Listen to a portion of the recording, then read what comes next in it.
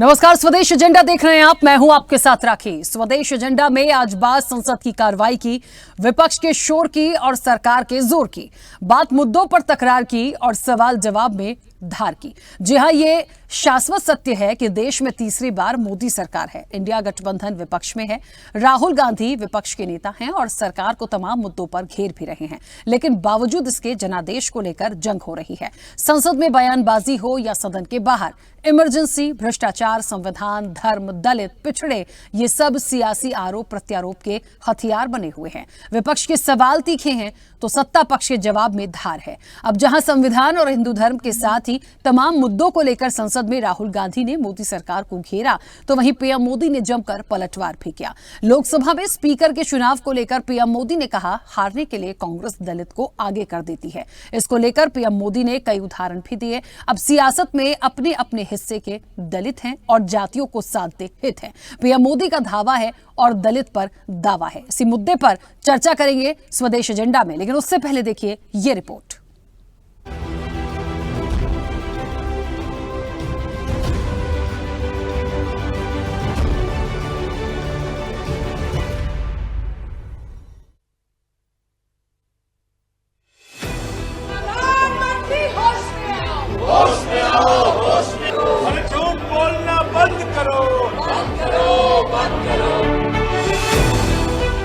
लोकसभा चुनाव 2024 के चुनाव में और परिणाम के बाद कांग्रेस पार्टी के नेता हाथों में संविधान लिए नजर आ रहे हैं। कांग्रेस लगातार मोदी सरकार पर संविधान और दलित विरोधी होने का आरोप लगा रही है। यही वजह है कि चुनाव में नतीजों के बाद से ही देश की राजनीतिक दिशा और दशा बदली नजर आ रही है, जिसका नजारा हम संसद की कार्रवाई में भी देख रहे हैं। आदरणीय सभापति जी, देश देख रहा है, झूठ फैलाने वालों की सत्य सुनने की ताकत भी नहीं होती।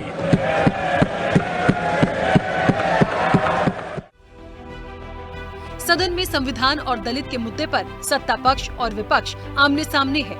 सियासी जंग में एक दूसरे पर आरोप, झूठ बोलने और देश को भ्रमित करने के लगाए जा रहे हैं। संसद में जहां राहुल गांधी ने भाजपा को हिंदुत्व सहित कई मुद्दों पर घेरा, तो पलटवार करने प्रधानमंत्री नरेंद्र मोदी खुद सामने आए।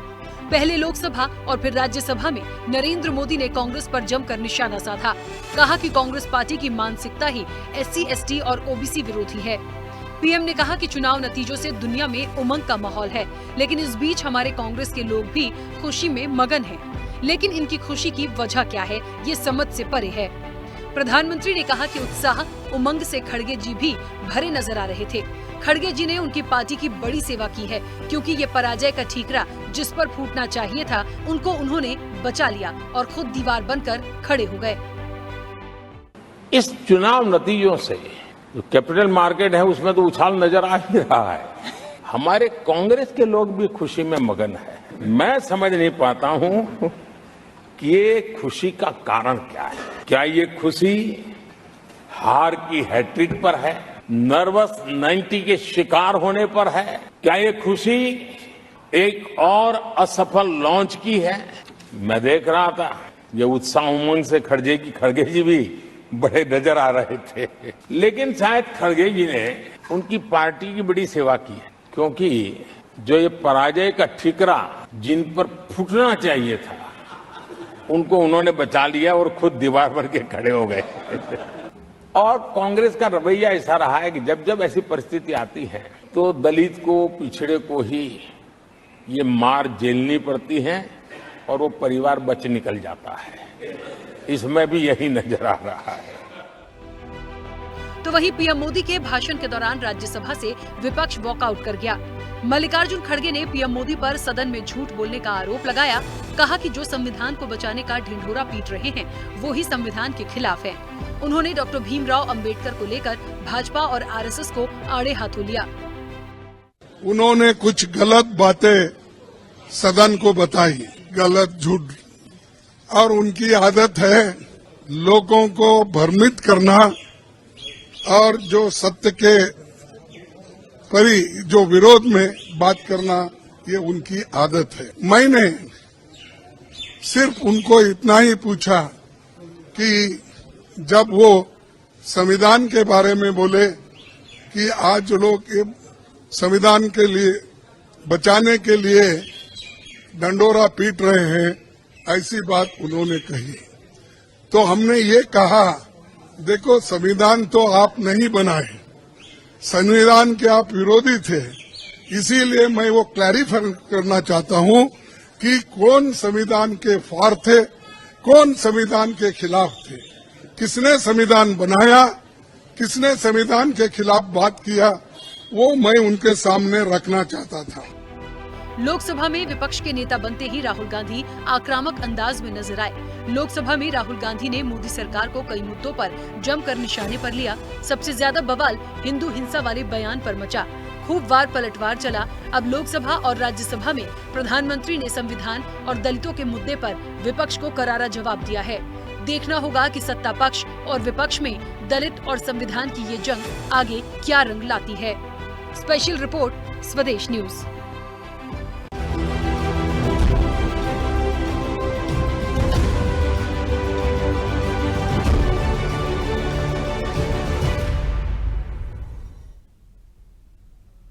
चलिए, तो पीएम का धावा और दलित पर दावा, ये निश्चित तौर पर जो बात एक कही गई है, काफी सोचने और समझने का एक विषय। यहाँ पर यह बात भी आ जाता है कि जिस तरीके से एक आरोप लगाए गए या कहा गया या कांग्रेस को एक निशाने पर लिया गया दलित और इन तमाम वर्गों को लेकर, ये अपने आप में एक सवाल है।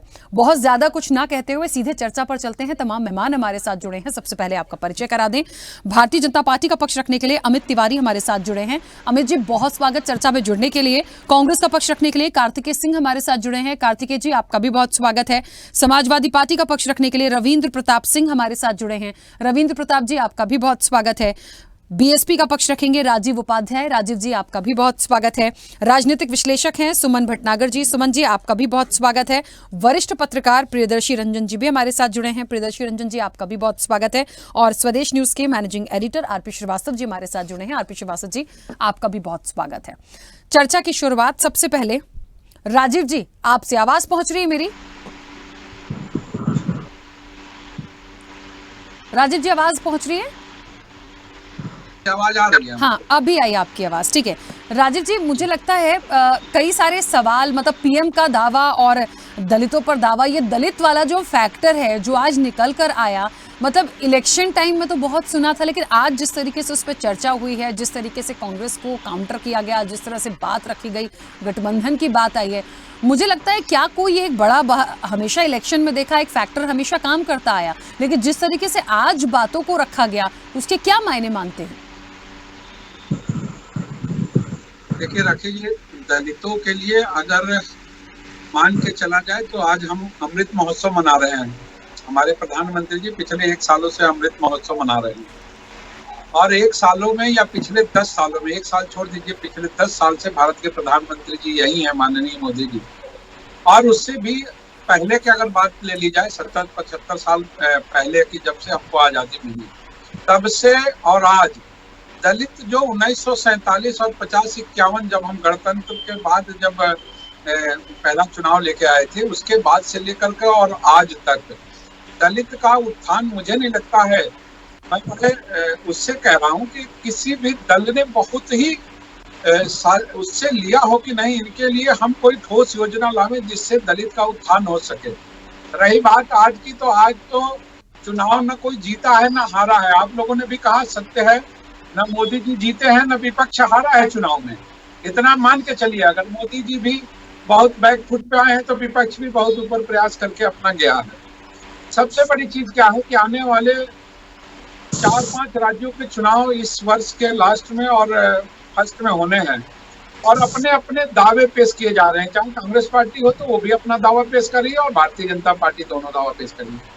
लेकिन अगर इन दलों से पूछा जाए कि क्या कोई ठोस योजना लेके आए इन दलित समाज के लिए, इन 10-15 सालों में भारतीय जनता पार्टी भले आरोप प्रत्यारोप करती हो, लेकिन कम से कम 20 वर्ष भारतीय जनता पार्टी को भी सत्ता में रहते हो गए। 10 साल इधर, फिर अटल जी की सरकार चली थी, करीब 6-7 साल वो भी रहे थे, तो लगभग 20 साल, इन 70 सालों 75 सालों में 20 साल का अगर कोई दोषी है तो वो भारतीय जनता पार्टी की सरकार ही दोषी है, जो पूरे भारतवर्ष की योजना बना करके और दलितों को जहां थे वहीं रखी है। अगर 50% दोषी कांग्रेस पार्टी को मानते हैं तो 20% की दोषी सीधे सीधे जो है वो भारतीय जनता पार्टी होती है। रही बात वोटों की राजनीति है, कोई योजना नहीं बननी है। ये लोकसभा में, क्योंकि लोकसभा में जवाब देना था प्रधानमंत्री जी को, राहुल जी के वक्तव्यों का जवाब देना था, इसलिए उन्होंने कोई ऐसी, इस समय उनको लग नहीं रहा था कि मैं क्या बोलूं, तो उन्होंने दलितों पे, बैकवर्डों पे, जिनके कारण अगर दलित बैकवर्ड को आपने इतना साध लिया होता तो जो स्थिति आपकी इस चुनाव में हुई वो शायद ना होती। इससे अच्छा रहते, अगर अच्छा काम किए होते तो आ ही जाते, अच्छे से आ जाते। तो रही बात राखी जी, कुल मिला जुला करके हम ये मान के चलें कि किसी भी संसद सदस्य से, मान लीजिए पूरे 545 में भारत के प्रधानमंत्री को जोड़ लीजिए, विपक्ष के नेता जोड़ लीजिए, दूसरे दलों को नेता को भी जोड़ लीजिए, तो कोई भी ठोस योजना दलित समाज के लिए पिछले 70-75 सालों में ना बनी है और ना आज की डेट में भी कोई ठोस योजना है। 5 किलो राशन दे देने से, पहले तेल दे दिया जाता था, चीनी दे दिया जाता था, आज राशन दे दिया जा रहा है। इनसे उत्थान दलित समाज का कतई नहीं होना है। मिड डे मील खिला देने से दलित समाज के जो बच्चे स्कूलों में पढ़ते हैं उनका उत्थान नहीं होना है। जब तक कोई ठोस निर्णय, सारे राजनीतिक दल मिलकर के कोई अच्छी निर्णय, कोई अच्छी योजना नहीं बनाएंगे, तब तक मुझे नहीं लगता है कि भारत वर्ष का दलित समाज, दलित बस्तियां, दलित, आप शहरों में चले जाइए तो भी दलित बस्तियां हैं, गाँव में जाइए तो भी दलित बस्तियां हैं, और उनकी क्या रूपरेखा है आज 75 वर्षों में, इससे कहीं कोई छुपा नहीं है। आज मैं बताऊं, बहुजन समाज पार्टी की एक अल्प सरकार थी 5 वर्ष की, बहुत बड़ी सरकार नहीं थी। 5 वर्ष की सरकार में कम से कम बहुजन समाज पार्टी ने उत्तर प्रदेश के अंदर, क्योंकि उत्तर प्रदेश की सरकार थी, तो अपने 75 जिलों में एक दलित समाज के लिए छाप छोड़ा कि उन्होंने निःशुल्क जो है आवास योजनाएं उपलब्ध कराई, और उस समय दलित समाज का मान सम्मान, स्वाभिमान, छात्रवृत्ति, स्कॉलरशिप, इस तरह की योजनाएं लाने का प्रयास बहन जी ने किया, और बहन जी ने इस माध्यम से दलित समाज का जितना 5 वर्षों में उत्थान हो सकता था करने का प्रयास किया। वो भी पूरा तरह से, हम कह लें कि पूरी तरह से कर दिया, वो भी नहीं था कि पूरा कर पाए हम, क्योंकि कई अर्थव्यवस्थाएं, कई चीजें, दिक्कतें होगी राज्य सरकार के तौर पे, केंद्र में दूसरी सरकार, राज्य में दूसरी सरकार, इसके कारण कई योजनाएं लटक जाती है, अधर में पड़ जाती है, उसके कारण शायद बहन जी ना कर पाई हो।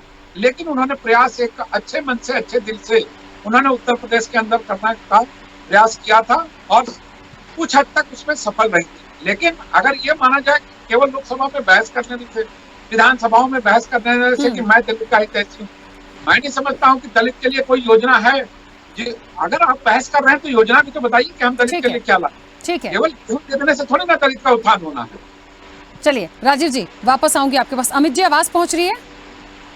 जी राखी जी, आवाज आ रही है। अमित जी, मुझे लगता है जहां तक पीएम का धावा था, दलित पर दावे की बात हो रही है, ये फैक्टर पे बात करने की जरूरत आज क्यों आई है? और इसलिए क्योंकि ठीक है, आप उनके हित के बारे में सोचते तो हमेशा क्या जातियों से ही हित साधने की बात होगी? विपक्ष के सवाल हो सकते हैं, पलटवार उनका हो सकता है, जवाब हो सकता है, इस वर्ग को इतना टारगेट करके क्यों चले हैं? और फिर वाकई यदि हित साधने की बात है तो कितना भला हो गया उनका? राखी जी, सर्वप्रथम धन्यवाद मुझे समय देने के लिए, बुलाने के लिए। देखिए, मैं अभी उपाध्याय जी की बात को बहुत ही गौर से सुन रहा था और आखिरी में उन्होंने अपना वक्तव्य समाप्त करते करते ये कह ही दिया कि वो कुछ कर नहीं पाए दलितों के लिए, क्योंकि सरकार से केंद्र में किसी और की थी, उनकी ये थी, तो वो खास कुछ कर नहीं पाए, और ये उन्होंने सच्चाई से स्वीकार किया। आज की तारीख में अगर बीएसपी की स्थिति देख लें तो वो ना 3 में है ना 13 में है। और आज की तारीख में अगर मायावती जी को अपनी राजनीतिक जो क्या उत्तराधिकारी चुनने की बात आती है, मुझे लगता है अगर उपाध्याय जी को चुनती तो मुझे ज़्यादा खुशी होती, लेकिन वो अपने ही परिवार की तरफ मुड़ के देखती हैं और अपने ही परिवार से चुनती हैं। तो निश्चित तौर पे किसी दलित को बनाती वो, किसी अन्य दलित को क्या, उनके पार्टी में कोई और प्रभावशाली दलित चेहरा नहीं था। तो ये सब सोचने वाली बात है, इनको आत्मावलोकन करना चाहिए। खैर, मैं इस विषय से आगे बढ़ता हूँ। आज देखिए संसद में हुआ क्या। संसद में आपने देखा प्रतिपक्ष ने पूरे इत्मीनान से अपना समय लिया, अपने समय पे सब कुछ उसने बोला, लेकिन जब बारी आई पक्ष के बोलने की, जब प्रधानमंत्री खड़े हुए, तब से शुरुआत से लेकर आखिरी तक उनके वक्तव्य तक हो हल्ला करते रहे। संसद में लोकसभा में जहाँ पे कि उनकी संख्या ज़्यादा थी, वहाँ पर हो हल्ला किया, अराजकता फैलाई और पूरा का पूरा डिस्टर्ब करने का प्रयास किया कि किसी तरीके से प्रधानमंत्री अपना वक्तव्य पूरा न कर पाए।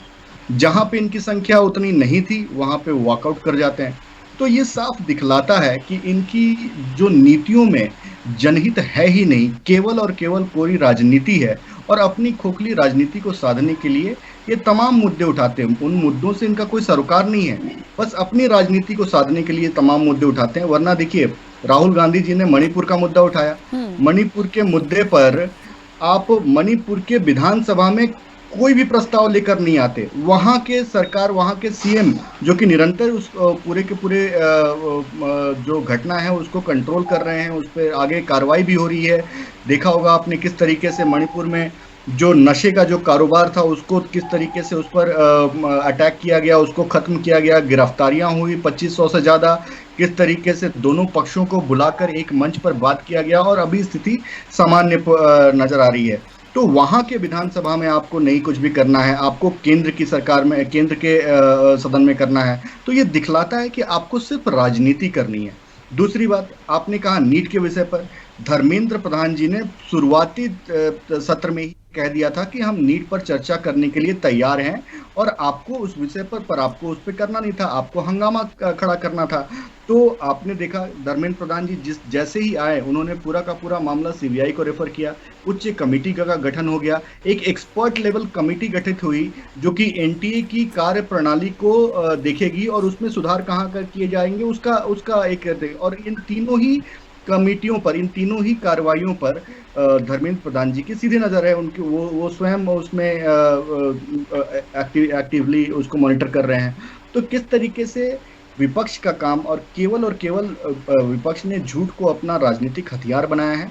अगर आप देखें तो राहुल गांधी जी के पूरे वक्तव्य में अगर उसको सत्यापित किया गया, तो सत्यापित किए जाने पर पाया गया कि 80% जो उन्होंने बोला है वो महज झूठ बोला है, भ्रामक बोला है, देश को बरगलाने का काम किया है, और देश की संसद का इस्तेमाल किया है। इस बात का दावा, इस बात के प्रमाण हम कैसे बोल सकते हैं कि जो सत्यापित किया गया है वो 80% झूठ था? मतलब कांग्रेस या राहुल गांधी कह रही है तो झूठ था। आज दलितों को लेके भी कांग्रेस को ही काउंटर किया जा रहा है, तो क्या दलितों पर नहीं? मतलब एक सियासत सिर्फ हमेशा कांग्रेस या गठबंधन ही करता है, अदरवाइज मत लीजिएगा। बहुत सीधी सटीक बात मैं करती हूँ। देखिए, तो दलितों पर मतलब राजनीति सिर्फ कांग्रेस करती है या गठबंधन करता है या बीएसपी करती है, क्या ऐसे बात करेंगे हम? और फिर जातिगत, जहां तक ठीक है, मानती हूँ ये अपने आप में बड़ा वर्ग है, कई इलेक्शंस में महत्वपूर्ण भूमिका होती है, उनके हित के बारे में सोच लिया जाए ना, कितना उनको, मैंने यही सवाल तो उठाया शुरुआत में, सिर्फ तंज मारना, सिर्फ फिर ताने मारना, ये अच्छी बात नहीं है।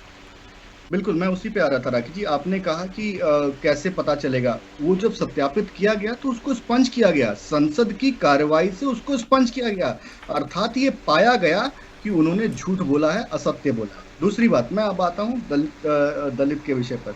देखिए, इस देश में हमेशा से हिंदू समाज को बांटकर उस पर अपनी राजनीतिक रोटियां सेकने का काम होता आया है। लेकिन किसने किया वो भी बताते चलिए, किसने किया सर? 15 साल, पिछले 10-11 सालों से वो इनके राजनीतिक दुकान बंद हो चुके थे, तो वो फिर से एक दलित आप देखिए, जब 4 करोड़ घर हमारे पिछले 10 साल के कार्यकाल में बने। अमित जी, थोड़ा सा इसी पर रहूंगी, मुझे बताइए किसने जातिगत, यदि आप कह रहे हैं कि जातियों में बांटने का काम किया गया, उस तरह से वोट बैंक को साधने का, किसने किया?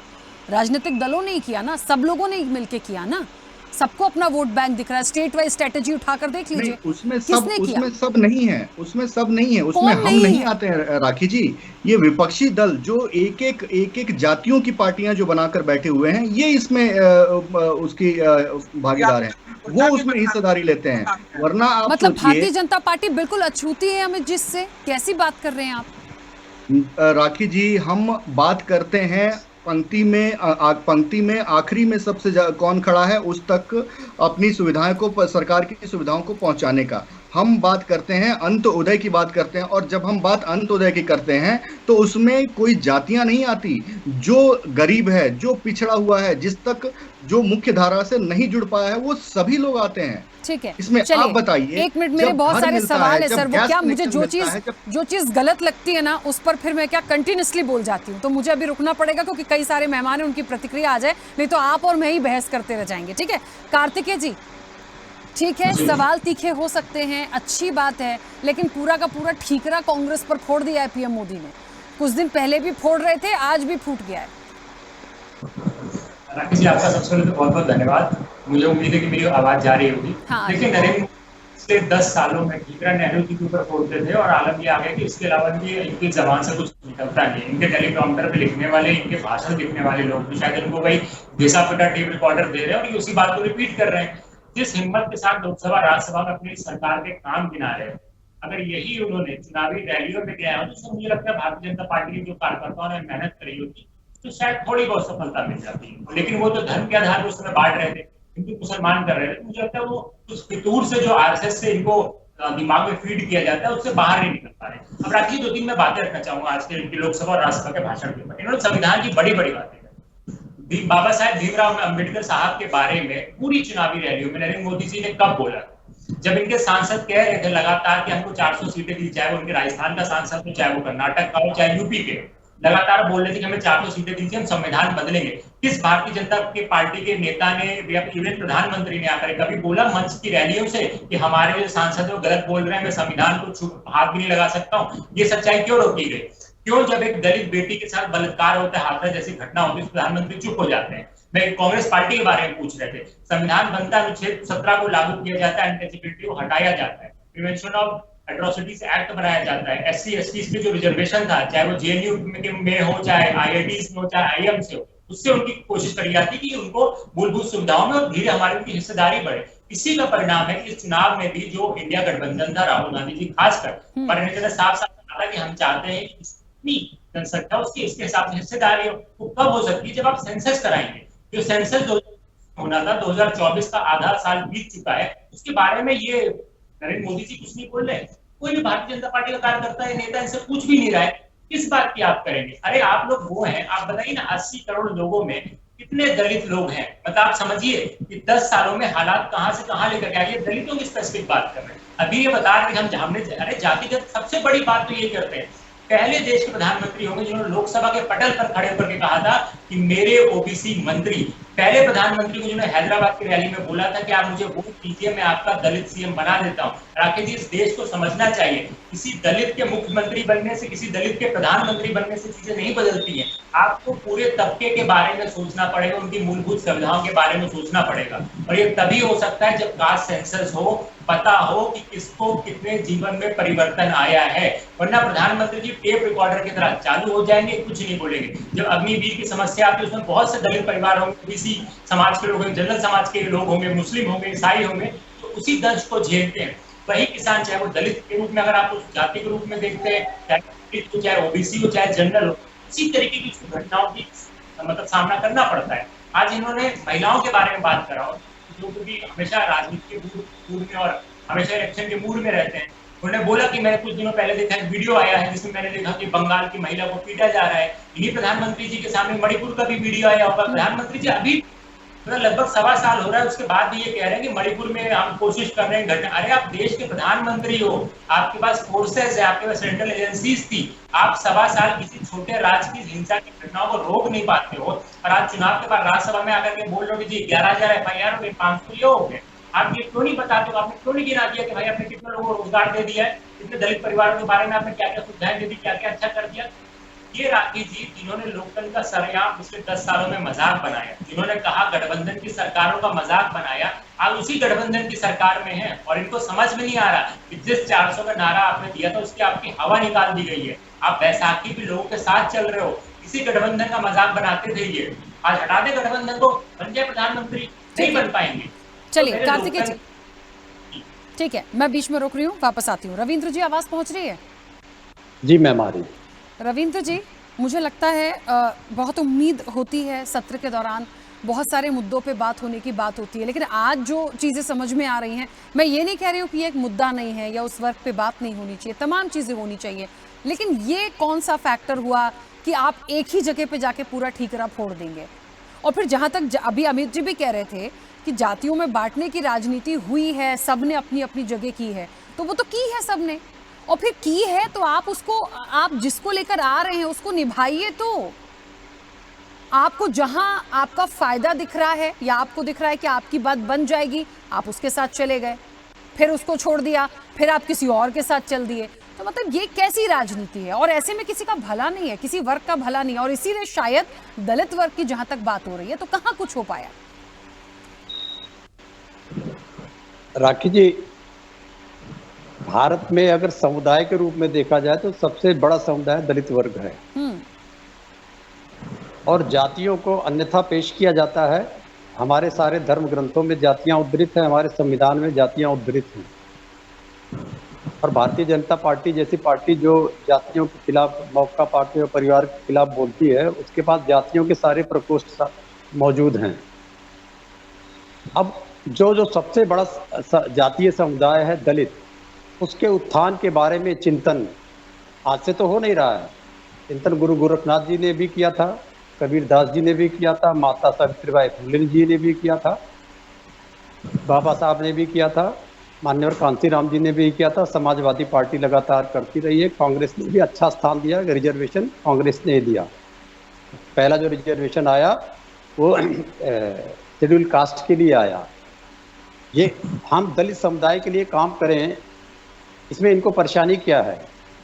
लेकिन भारतीय जनता पार्टी का चरित्र, भारतीय जनता पार्टी के कर्नाटक के एक विधायक खोलते हैं, बड़े सीनियर विधायक हैं, रमेश जिगजिगानी करके कहे। वो कहते हैं कि दलितों के लिए कोई स्थान नहीं है भारतीय जनता पार्टी में बढ़ने का। आंकड़ों से भी पता लगता है।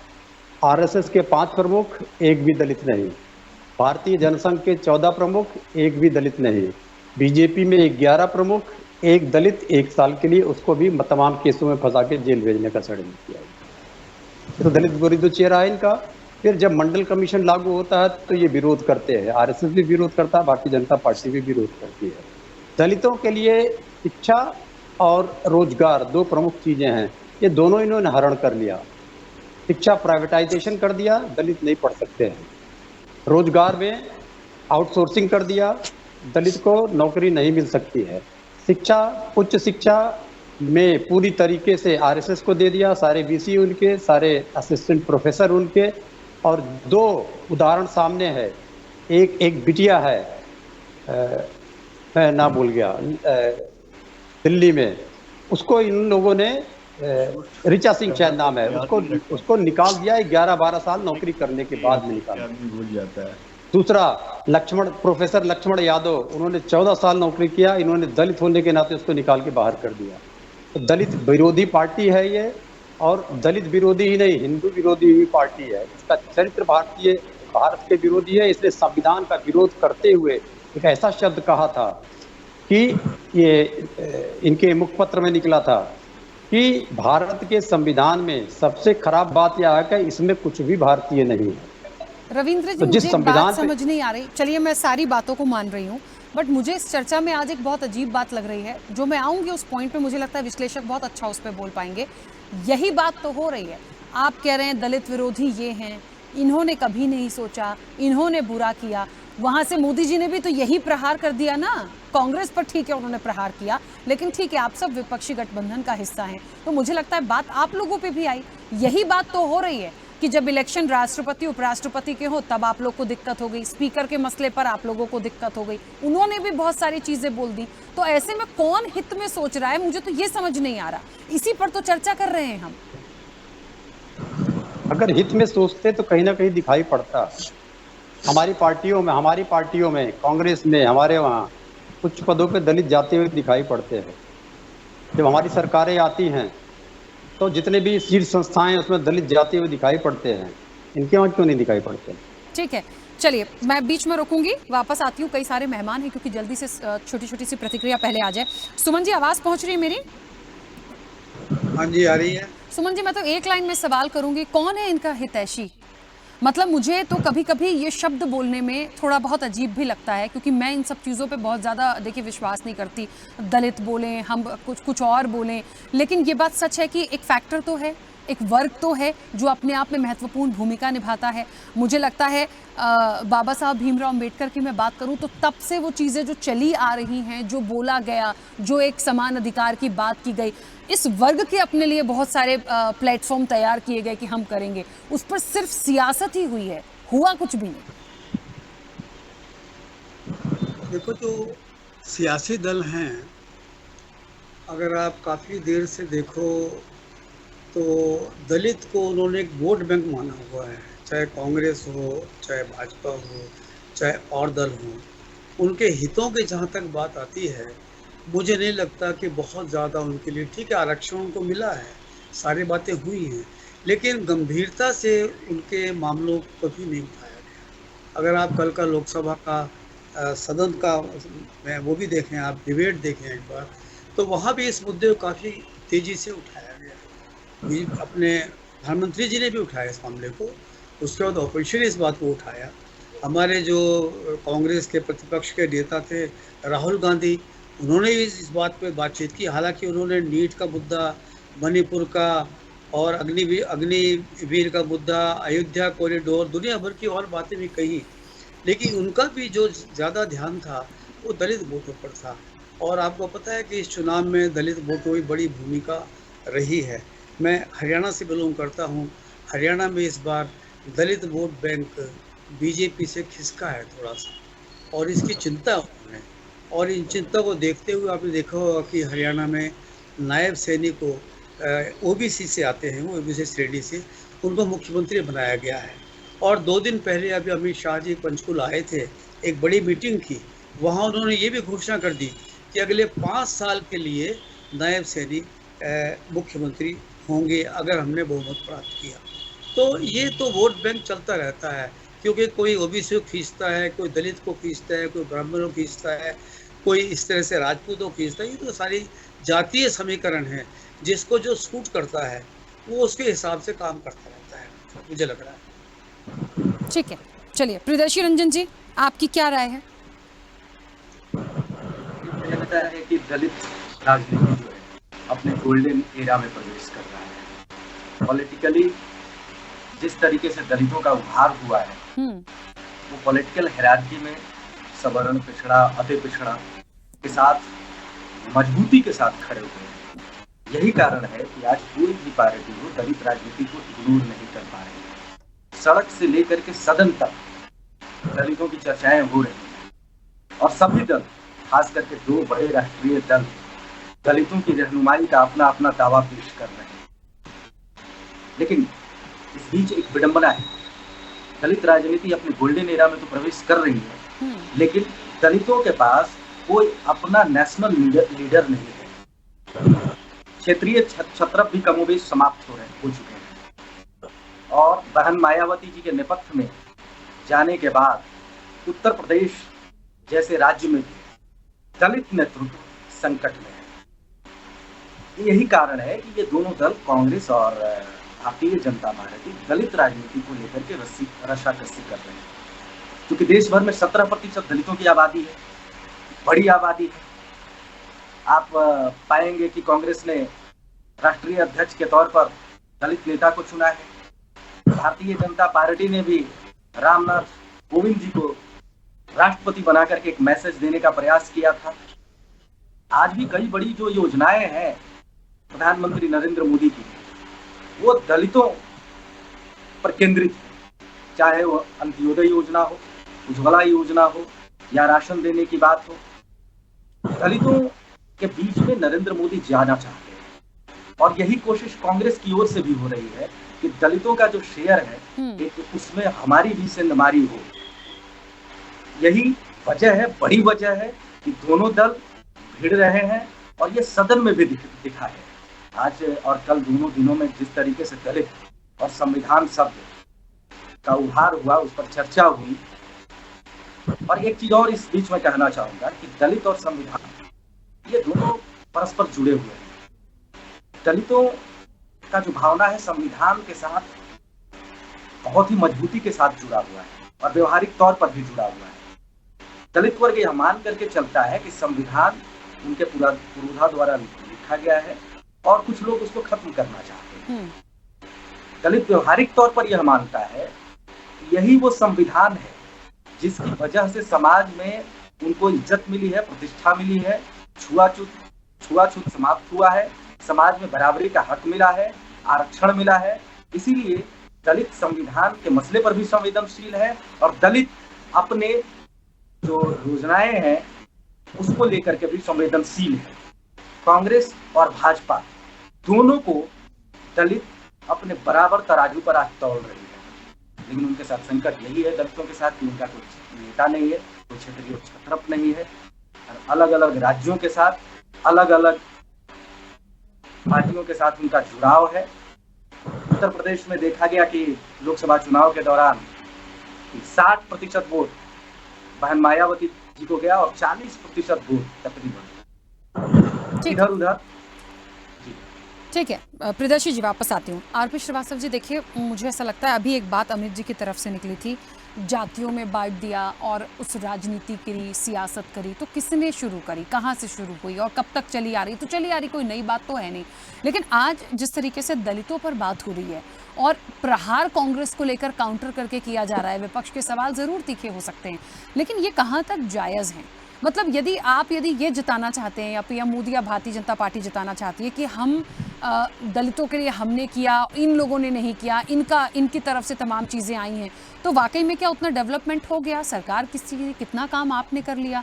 कुल मिला के ये जो दलितों पर सियासी तकरार है, इसकी क्या ज़रूरत थी? जो लोकसभा राज्यसभा की बहस थी और इसमें एक प्रमुख मुद्दा दो था, मतलब बहुत ही महत्वपूर्ण मुद्दा था। एक तो संविधान और दूसरा दलित।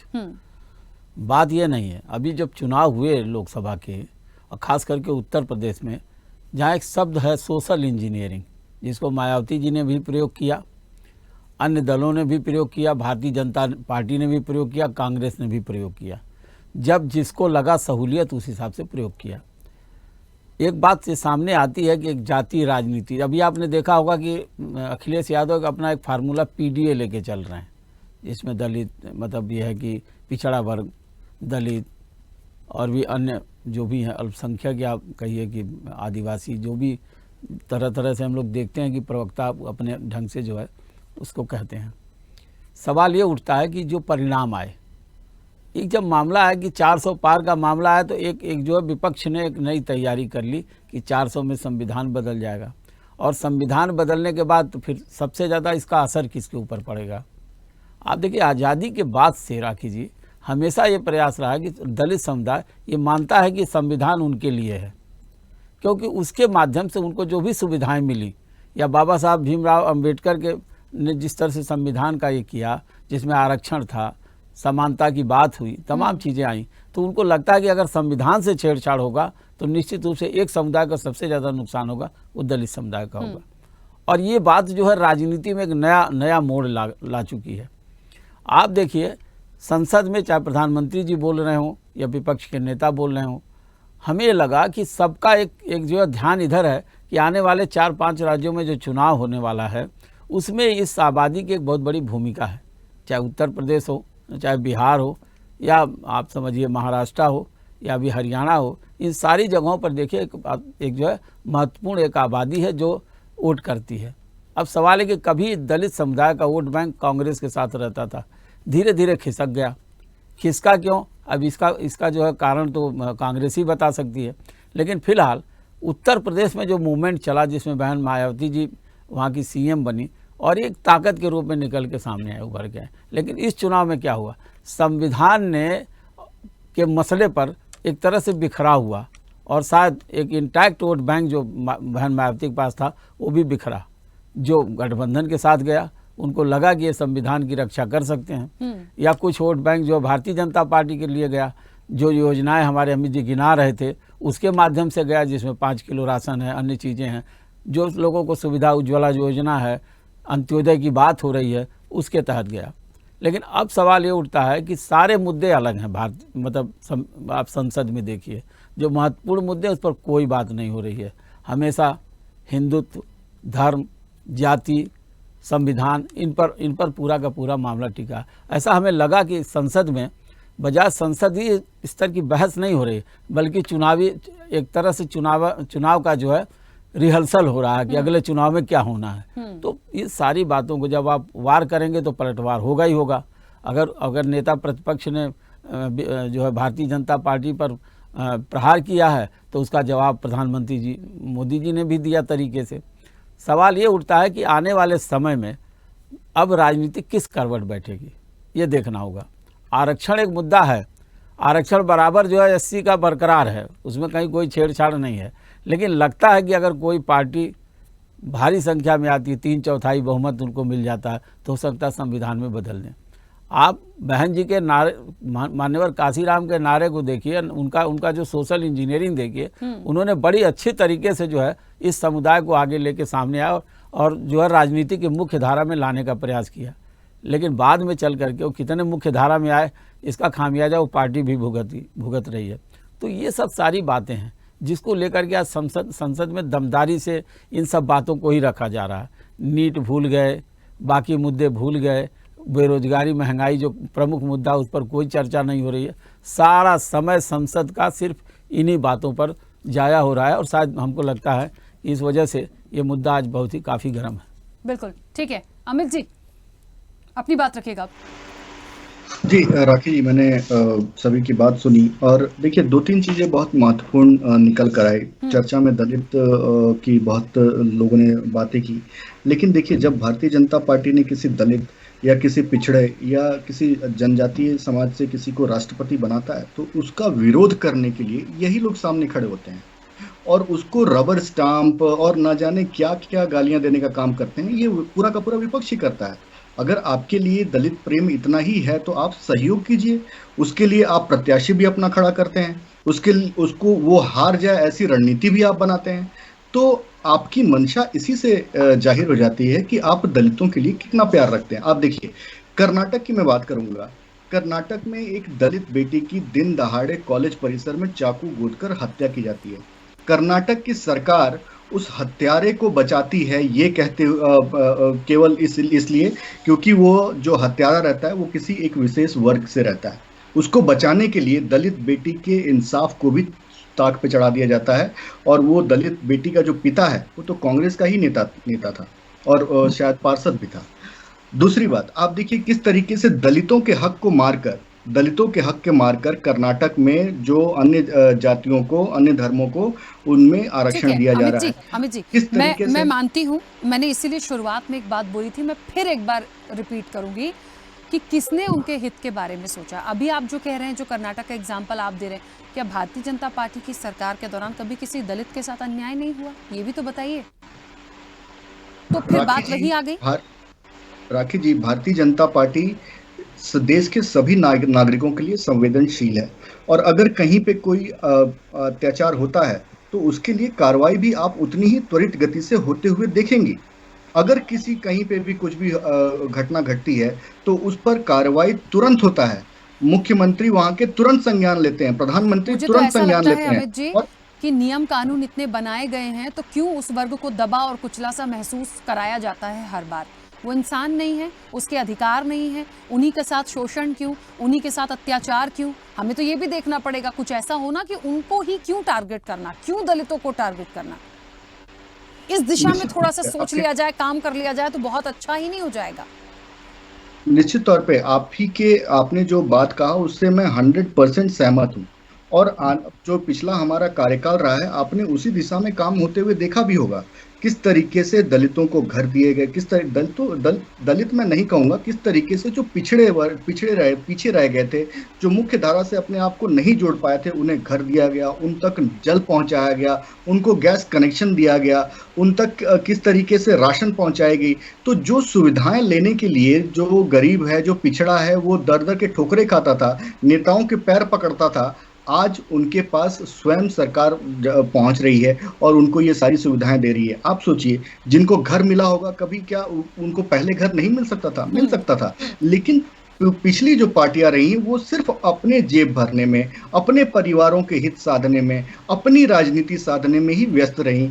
जनता का हित किसी ने नहीं सोचा। मेरा मुद्दा ये है कि अगर जनता का हित ये सोचते तो आज न कोई दलित रहता, न कोई पिछड़ा रहता, सभी अग्रिम। आज जब हम ये संकल्प के साथ विकसित भारत संकल्प के साथ चले हैं तो अमित जी 10 साल में कुछ साध लेते, कुछ अच्छा कर लेते। छोड़ दीजिए विपक्ष को, मैं तो कह रही हूँ ठीक है कांग्रेस ने बुरा किया, ठीक है विपक्षी गठबंधन ने ही बुरा किया, आप बहुत अच्छा कर लेते 10 सालों में, फिर वही बात आ गई।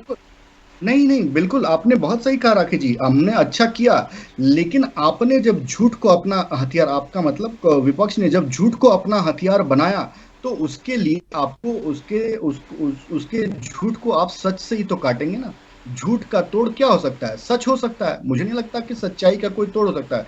सच्चाई हार जरूर सकती है, जैसे कि इन चुनाव में सच्चाई थोड़ी कम जरूर हुई, लेकिन झूठ कभी विजयी नहीं हो सकता। आज इनको खुशी मनाने दीजिए, लेकिन देखिएगा अंत में जीत जनता की ही होगी, जनता जनार्दन की ही होगी। ठीक है, चलिए कार्तिकेय जी।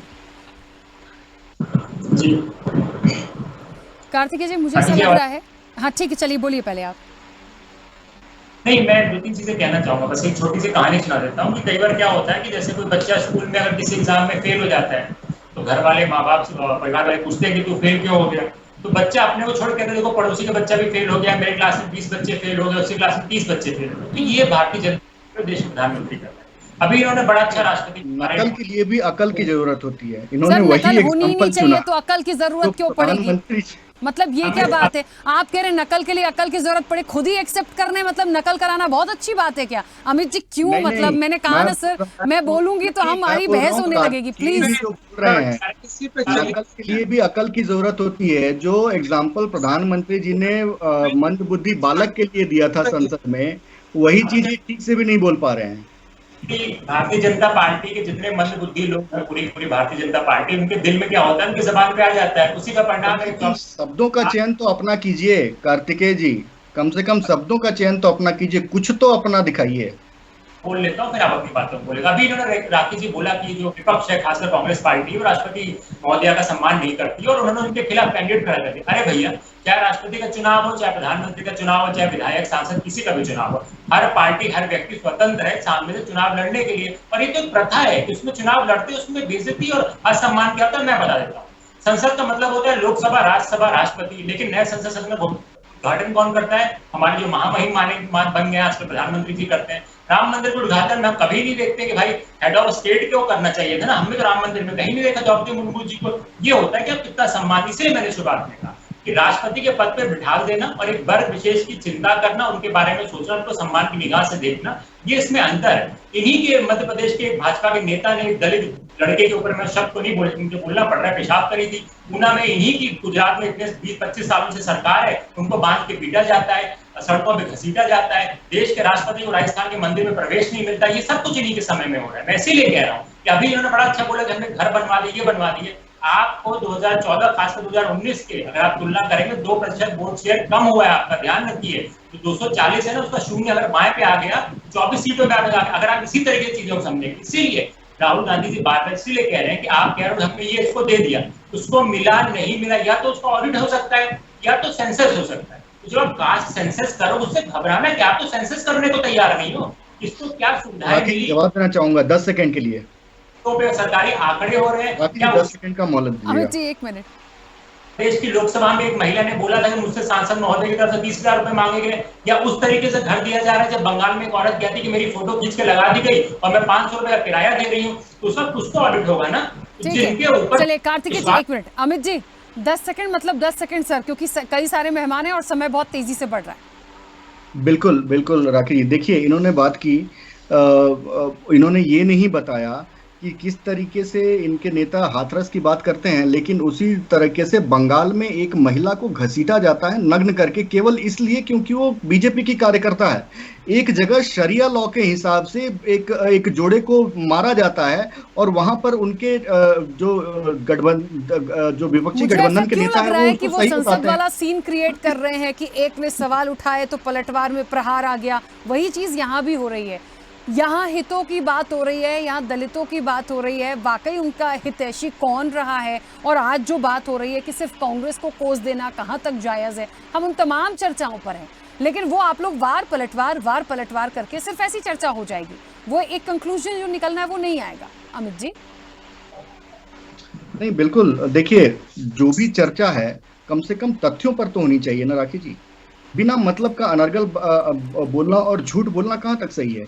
आप संसद के बाहर आप तक बोलते थे, लेकिन वही बात आप संसद में अंदर खड़े होकर बोलने लग गए। आप देखिए, कहते हैं मात्र 10 सेकंड और दीजिएगा। इन्होंने कहा कि सभी हिंदू हिंसक होते हैं। आपने ये शब्द बोलकर आपने कौन सी राजनीति साधने की प्रयास किया? निश्चित तौर पे आपने अपने वोट बैंक को साधने का प्रयास किया और एक हिंदू विरोध की एक बड़ी लकीर आपने खींच दी कि जो कौन अपने आप को सबसे बड़ा हिंदू विरोधी कहेगा वही राजनीति में सफल होगा। 1 मिनट रुके, कार्तिकेय जी कुछ कह रहे हैं।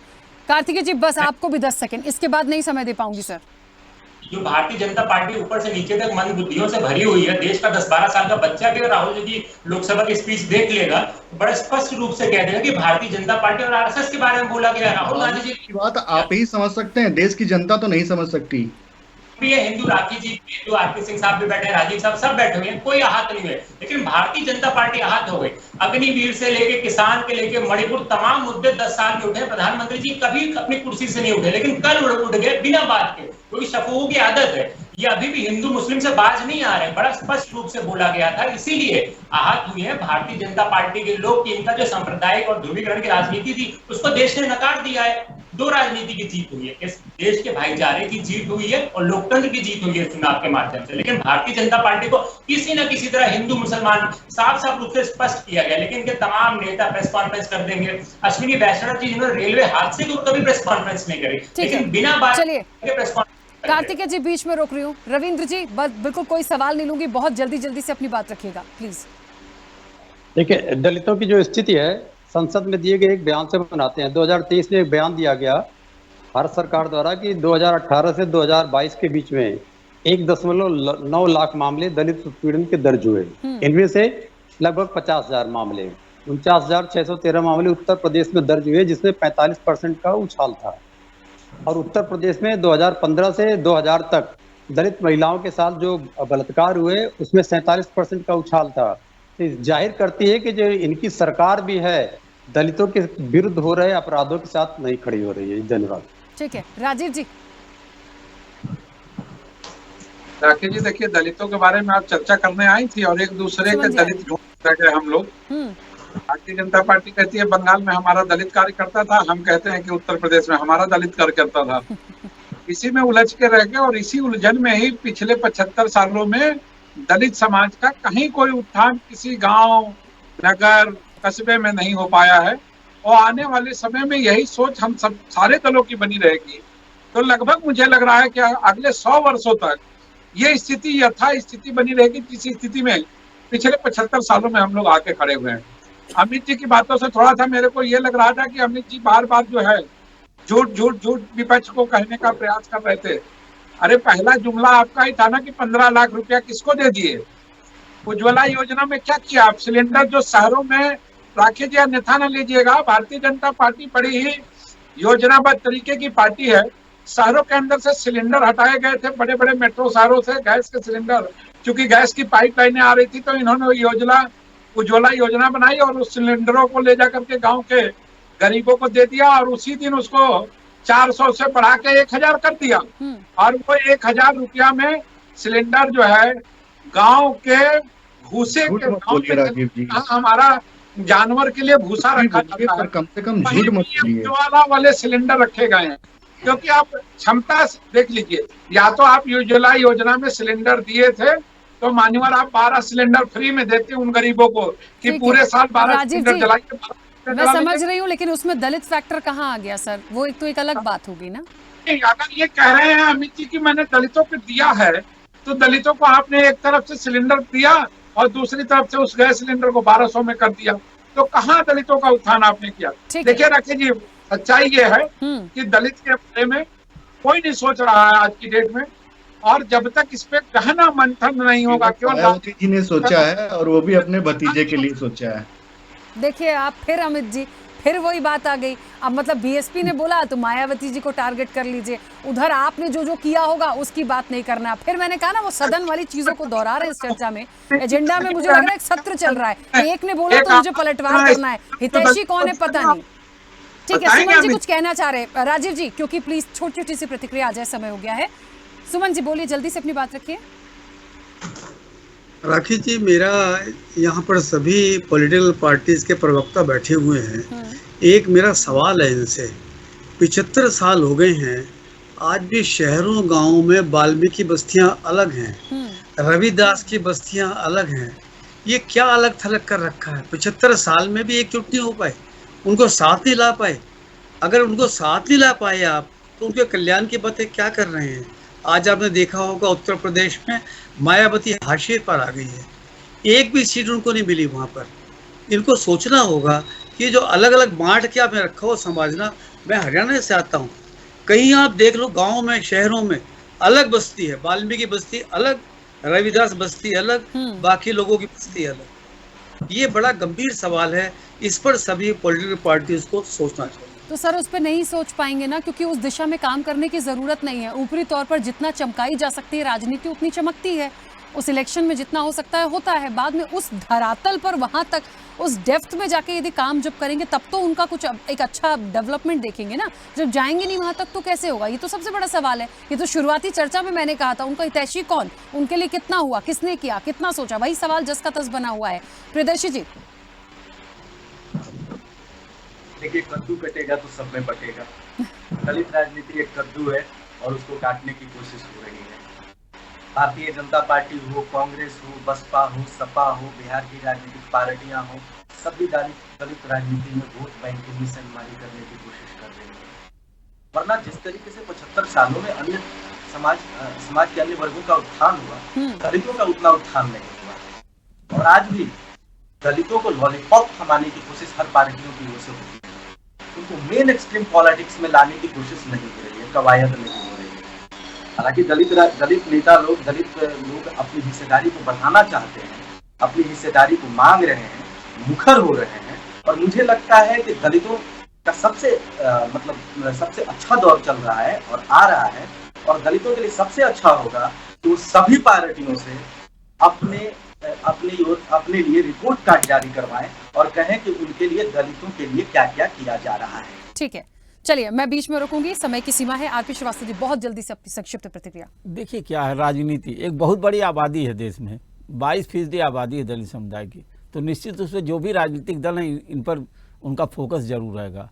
दूसरी बात है कि आप जरा देखिएगा, इन पूरे सिनेरियो को देखें तो दलित समुदाय को जिस तरह से इन पिछले सालों में जो बात अभी हो रही थी, ऐसा नहीं है कि प्रयास नहीं हुआ। हम तो हर सरकारों को बोले लोग प्रयास करते हैं थोड़ा बहुत, ऐसा नहीं है कि एकदम से खारिज ही किया जा सकता हो। लेकिन फिलहाल जो वर्तमान परिस्थिति है, जिस तरह की राजनीति होने जा रही है, उसमें सीधा ये है कि अगर ये बड़ा तबका किसी दल का साथ छोड़ेगा तो निश्चित रूप से उस दल को बहुत ही नुकसान होगा। आप उत्तर प्रदेश देख लीजिए, जहाँ एक बहुत बड़ी एक तरह से जो है मायावती जी, जिस तरह का पहले से भी ये होता था कि ये 20-22% वोट उनके फिक्स हैं, लेकिन घट के हो गया 9%। और इसी तरह से ये जो शिफ्टिंग हुआ है उसका परिणाम कुछ दूसरा हो गया। पिछले चुनाव में आपने देखा होगा। तो इन सारी बातों को अगर समझा जाए तो हमको लगता है कि कमोबेश सारे दल, चाहे भारतीय जनता पार्टी हो, कांग्रेस हो या अन्य दल हो, सबका कहीं न कहीं फोकस इस समाज पर है। जहाँ तक विकास की बात है, उनके उत्थान की बात है, उससे इतर हट करके सीधी राजनीतिक बात होती है। उसमें संविधान आ जाता है, उसमें बाकी चीज़ें आ जाती हैं। और संविधान तो आएगा ही, क्योंकि उससे जो है ये जाति संरक्षित है। तो इस मुद्दे पर जो है हमें लगता है राखी जी, कहीं न कहीं पर सारे दल एक तरह से, सब में कोई ये नहीं साफ पाग नहीं है। ठीक है, बिल्कुल। चलिए, क्योंकि समय भी हो गया, आप सभी का बहुत शुक्रिया इस चर्चा में जुड़ने के लिए। तो निश्चित तौर पर पीएम का धावा, दलित पर दावा तो बहुत कर रहे हैं, लेकिन आपने असल में क्या किया? प्रहार तो आप कर रहे हैं, लेकिन आपने कितना काम उनके लिए किया, ये तमाम बातें हैं। खैर ठीक है, मुद्दे हैं, अभी जो बोलने को मिल रहा है बोल लीजिए, लेकिन वाकई में सवाल और जवाब पूछने के लिए जनादेश भी जनता ने दिया है। देखते हैं आने वाली तस्वीर क्या होती है। फिलहाल चर्चा में इतना ही। बने रहिए स्वदेश न्यूज के साथ। सबसे पहले देश।